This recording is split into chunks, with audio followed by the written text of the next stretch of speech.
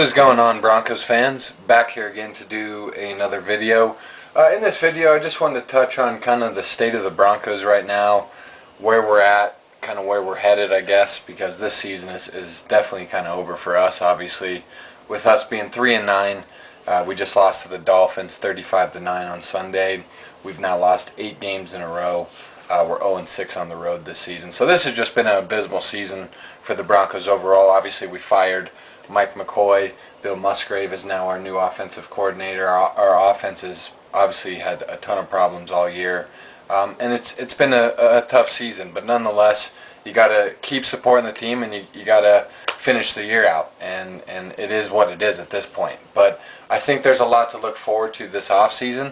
I think this draft is going to obviously now be really exciting for us. This is a really great draft, especially I think on the offensive side of the football. So in this video, I just kind of wanted to touch on all those things again, kind of the state of the Broncos right now, talk about this season a little bit, some of the struggles we've had offensively, even a little bit defensively, and then kind of touch on the future again and what to expect this offseason, which could be real exciting for us again, especially in the draft. Obviously started 3 different quarterbacks in Trevor Siemian, Paxton Lynch, and Brock Osweiler during this 8-game losing streak.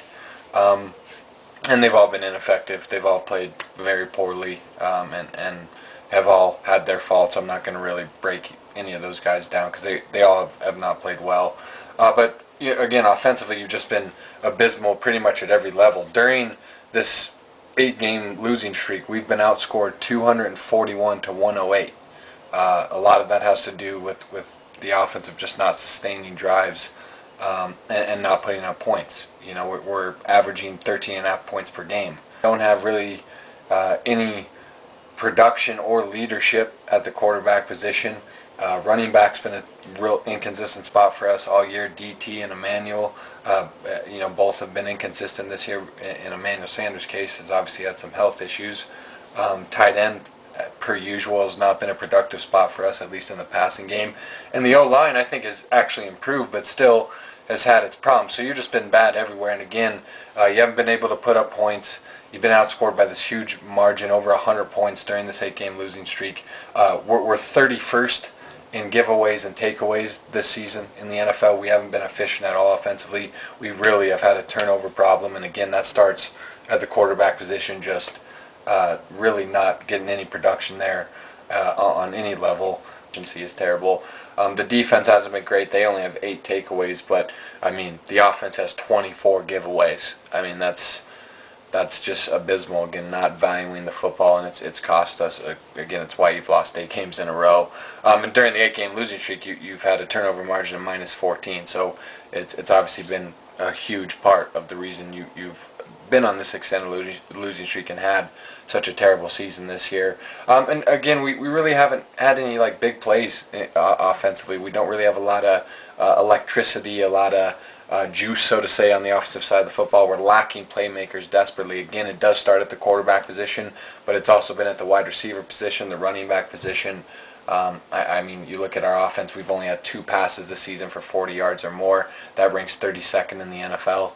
Dead last. Again, you don't really take the top off of opposing defenses. They have 6 runs for 20 yards or more, only 1 run for 40 yards or more. So also in the run game, again, you're not getting any explosive plays. There's no explosiveness. There's no big playability with this offensive unit this year, and it's really hurt us obviously tremendously. And again, back to the scoring issue. You've been outscored 241-108 during the 8-game losing streak. You've averaged 13.5 points per game, and you've only scored 22 touchdowns this season, 3 of which have been defensive touchdowns. So you've only scored 19 offensive touchdowns this season. And again, defensively, it hasn't been great. Only had 8 takeaways, as I mentioned earlier. Defensively this year, we haven't really forced turnovers. But when our defense is on the field for the majority of the time, and again, you have this lack of offensive production playing in front of you, it's kind of tough defensively, to keep wanting to play, especially when you lose 8 games in a row, and you're 3-9, you're out of playoff contention. For a team that's used to being in playoff contention and competing for Super Bowls, I can understand why the defense has had its moments and it's looked uninspired at times. But we've still been a top 5 defense, in total defense, in passing defense, and in rushing defense. But we just, again, haven't made plays consistently on the defensive side of the football in terms of forcing turnovers. You only have 8 takeaways. You'd like to see more turnovers being forced than that through 12 games this season. And we have given up some big plays. It's primarily through the passing game. We've given up 38 passes for 20-plus yards this season. So, you're not used to seeing that from our secondary. But it also doesn't help that, our star players this year have underperformed. I mean, our best player, Von Miller, has 40 tackles this season, but only has 8.5 sacks and 1 forced fumble in 11 games this year. I mean, that's not a great season from Von. He definitely has had to face a lot of triple teams and double teams consistently this season because we really have not had a consistent pass rush. I mean, Shaq Barrett really has poured it on lately, but Shane Ray obviously missed the first 8 weeks of the season. Our pass rush really has taken a hit, but he has not been really himself or played at the level that we've seen him play at the past and what he's capable of. And I mean, he hasn't been great since October 30th. He only has 2 sacks since October 30th, so he's underperformed. Demarius has 58 catches, 651 yards, but only 3 touchdowns. Again, that's you got to put some of that on the quarterback, but he hasn't been great. He's had a lot of drops this year. Emmanuel Sanders, 37 catches for 460 yards, only 2 touchdowns for him. He's had some health issues this year, so that duo is definitely underperformed. C.J. Anderson has 585 yards, 2 touchdowns in 11 games. Again, the run game's been abysmal. He hasn't been great. Running back is a spot that's been very inconsistent for us. You even look at Aqib Talib with obviously the incident with Crabtree getting suspended, getting in that fist fight there on the field or whatever sort of fight that was, confrontation that was. He only has 16 tackles this year, 1 interception, 1 forced fumble. He hasn't been great. And then obviously, Trevor Siemian and Paxton Lynch, both those guys, even Brock Osweiler, all of them have been inconsistent. All of them should obviously be on the trade block. And you can, maybe even see the Broncos looking to move maybe a guy like DT, maybe looking to move a guy like C.J. Anderson because we paid him like a top 5 running back, off season or 2 ago. Maybe looking to move off a guy like Aqib Talib, because of, kind of this persona that he has and some of the off the field incidents that he's had, and obviously more recently some of the on the field incidents that he's had, some of the knucklehead decisions he makes in game. Obviously more recently with the Crabtree incident. So it'll be real interesting to see if maybe John Elway looks to move any of those guys, because we're in full rebuild mode. And again, it really does start with the lack of offense. There really is no offensive production from this team this season, and that's one of the main reasons that you're 3-9 this year, and that you're vying for a top 5 pick, and that you've lost 8 games in a row this year. But that also makes me excited for the future because we are vying for a top 5 pick in this draft, which is loaded with offensive talent. So that does get me excited as a Broncos fan, and we haven't had a top 5 pick since 2011, I believe, when we picked number 2. We picked Von Miller. We all saw how that's gone for us. It's been great. So hopefully we can replicate some of that in the 2018 draft, and we're right there right now. We're tied with the Colts and Bears for the number 4 pick right now, I believe. This is a great draft. You look at, quarterback is obviously going to be a big need for us this offseason, and big target for us this offseason. We could go the free agent route, but if we go the draft route, there's a ton of guys. The guy that I'm, personally just really hope we get and would prefer is Lamar Jackson out of Louisville. I just think he's electric. I think he's the next Mike Vick. As cliche as that sounds, I think he's a more durable Mike Vick. And he's obviously bigger, and he's just electric, man. He's a big play waiting to happen, and our offense obviously needs that. But this is a good quarterback class. You even look at Josh Rosen, quarterback out of UCLA, his footwork and how smooth he is. He would be a great addition. Sam Darnold, USC, quarterback out of USC, he's great, and the ability that he has to make throws outside of the pocket.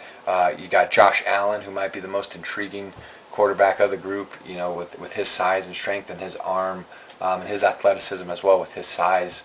He's had some, shoulder issues this year, but he could be a interesting fit for us. And then even Baker Mayfield, who's just, I think, a great leader for an offense that really has no identity, and a defense that looks uninspired. I think he'd be a guy that this defense would want to go to war for.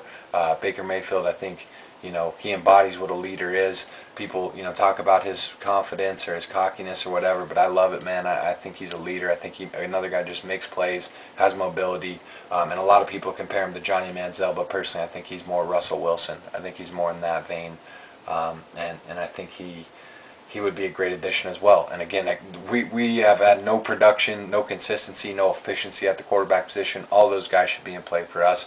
And then even at the running back spot, Saquon Barkley would be a dream for us out of Penn State. I mean, he would bring everything we need offensively, especially at that running back position. Bryce Love, who's a Heisman candidate out of Stanford, would be great, kind of a change of pace back with his receiving ability as well. And even if we maybe look to trade DT or Emmanuel Sanders, go the wide receiver route, maybe get Calvin Ridley from Alabama, maybe get Cortland Sutton, who's just a super polished route runner and wide receiver out of SMU, maybe get James Washington, who's been great and can do a lot of things offensively from Oklahoma State, and add that big play ability, that your offense is missing. So this has been one of the worst seasons in franchise history, but you still got to support this team during the lows, and I still have faith in John Elway, and that he'll make the right decisions going forward, especially this offseason. And I still have faith in Vance Joseph. I really do. I think he's a good young coach in his first season that had a lot of problems, and I think he learned a lot this season about himself as a coach and his team, and I think his decision making will improve going forward, and I think he'll only get better as a coach. I really hope we stay with him regardless of how this season ends up.